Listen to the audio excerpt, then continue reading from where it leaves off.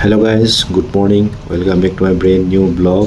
আৰু আজি এটা নতুন টপিকৰ ওপৰত আপোনালোকক ক'বলৈ গৈ আছো আৰু যেহেতু কি আপোনালোকে থাম্বনেলখন দেখিছে, থাম্বনেলখন চাই গমেই পাইছে যে মই কিহৰ ওপৰত আজি ভিডিঅ'টো বনাবলৈ গৈ আছো।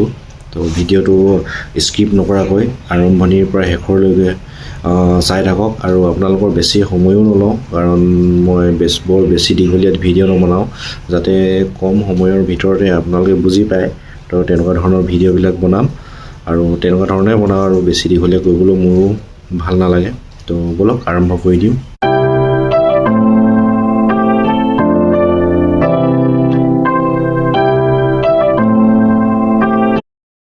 তো আজি টপিকটো হৈছে মেকানিক ভাৰ্চেছ ৰিগমেন।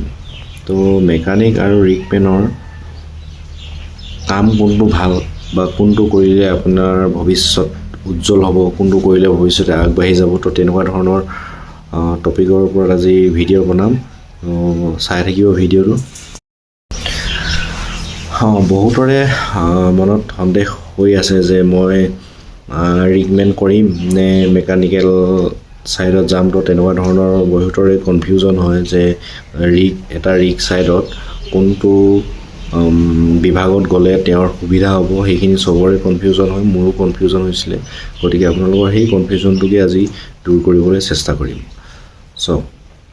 এটা ৰিগত আপুনি যদি কোনটো এটাও বেয়া বুলি ক'ব নোৱাৰি, কাৰণ মেকানিক এজনে সমস্ত ৰিগৰ যিমানবিলাক মেকানিকেলৰ বস্তু থাকে ন, সমস্ত ৰিগটো মেকানিক নহ'লে এটা ৰিগ ষ্টাৰ্ট হ'বই নোৱাৰে।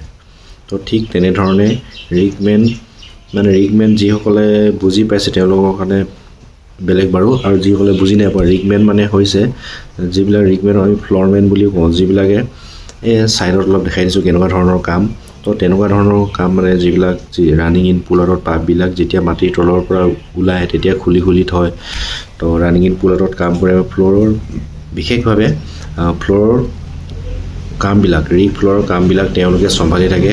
তো ঠিক তেনেধৰণে ফ্ল'ৰমেনখিনি নহ'লেও এটা ৰিগ ষ্টাৰ্ট হ'ব নোৱাৰে, কাৰণ তেওঁলোকেহে পাইপবিলাক ভৰাই মাটিৰ তললৈ। তো তেনেকুৱা ধৰণৰ মানে। তো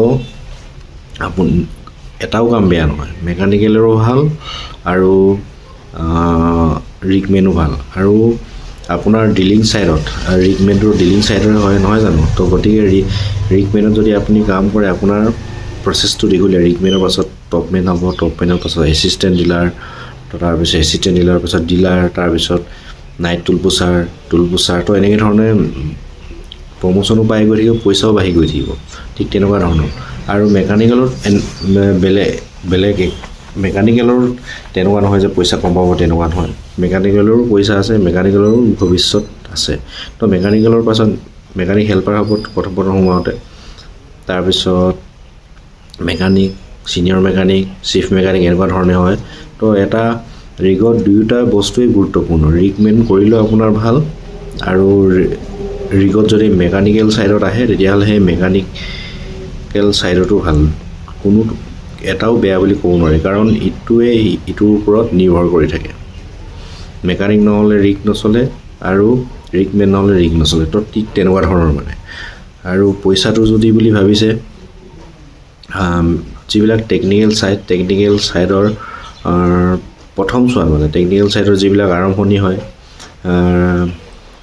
আৰম্ভণিৰ পৰা অলপ পইচাটো যিবিলাক নন টেকনিকেল, যেনেকৈ ৰিগমেনবিলাকতো আজিকালি টেকনিকেল ITI লাগে, কিন্তু আজিকালি কিছুমান ক্ষেত্ৰত টেকনিকেল নথকাকৈও ৰিগমেন কৰিব পাৰে। তো তেতিয়াহ'লে মেকানিকেলৰ পইচাটো অলপ বেছি হয় আৰু যেতিয়া প্ৰথম অৱস্থাত, কিন্তু ওপৰলৈ গৈ থাকিলে তেতিয়া ৰিগমেনৰ চেলাৰীটো, ৰিগমেনৰ পাছত টপমেন, এনেকৈ চেলাৰীটো বাঢ়ি গৈ থাকে। কিন্তু বিশেষভাৱে টেকনিকেল ছাইডৰ পইচাটো অলপ বেছি হয়, কিন্তু হাই লেভেলত গ'লে পইচাটো ডিলিং বা মেকানিকেল ছাইডৰ দুয়োটা পইচাৰ অলপ ডিফাৰেঞ্চ থাকে। আৰু কেতিয়াবা ডিলিং ছাইডৰ পইচাটো বেছি হয়, কেতিয়াবা মেকানিকেল ছাইডৰ পইচাটো বেছি হয়।